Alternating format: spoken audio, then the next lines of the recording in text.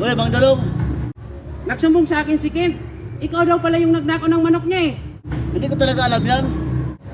May nakakita daw sa'yo. Nako, hindi talaga ako magdanakaw ng manok. Kasi ang sabi ng mga bata, magandang lalaki. Tapos matangos ang ilong.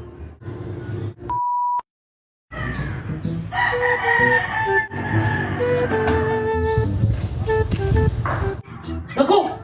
Nawala yung isa! Brad, ang sarap ng ulam natin kagabi ah. Ninakaw yung manok ko! Masarap talaga yon kasi galing sa kapitbahay. Tika lang, hahanapin ko. Walang hiya ka talaga. Bakit di mo sinabi? Bakit? Nasarapan niya naman ah. Baka may nakakita sa'yo. Madadamay pa ako. Huwag kang makalala. Walang nakakita sa akin. Basta may magtanong sa'yo, huwag kang umamin ha. May nakapagsabi sa akin na si Brad yung kumuha ng manok ko. Tika lang, pupuntahan ko. Brad! Brad! Hoy, Ken, bakit? Nakita mo ba yung manok ko? Anong manok? May nakapagsabi sa akin na ikaw daw ang kumuha ng manok. Di ko alam yan. Wala nga kaming ulam. Di ba, San? Baka naligaw lang yung manok mo. Paano maliligaw? May nakapagsabi sa akin na si Brad ang kumuha. Paano mo nasabi? Tignan mo nga ang mukha nito. Magnanakaw ba ito ng manok? Oo, ikaw talagang kumuha ng manok. Babalikan ko kayo ha. Paimbestigahan ko to Mang Dodong. Basta hindi ako nagnakaw ng manok mo. Ayaw talaga umamin ni Brad. Wala namang ibang magnakaw kundi siya. May nakakita pala sa'yo. Paimbestigahan ka kay Mang Dodong. Huwag mo ko ituro ha.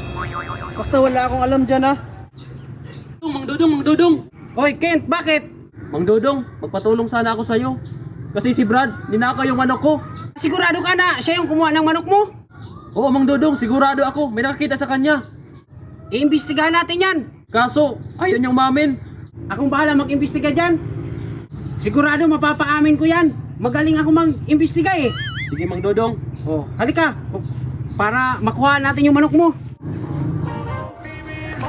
Brad, nandyan na sila Mang Dodong. Brad! Uy, Mang Dudong, Nagsumbong sa akin si Kent. Ikaw daw pala yung nagnakaw ng manok niya eh. hindi ko talaga alam yan. May nakakita daw sa'yo. Nako, hindi talaga ako magdanakaw ng manok. Kasi ang sabi ng mga bata, magandang lalaki.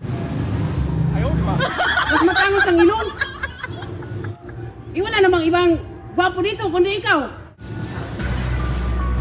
Sige, aaminin ko na. Okay lang ba? Babayaran nyo na lang? Papayag ka ba na babayaran na ni Brad? Sige. Bayaran mo na lang. Ikaw talaga ha. Pinahirapan mo pa talaga ako. Wala tayong magawa. Malakas kasi ebidensya eh.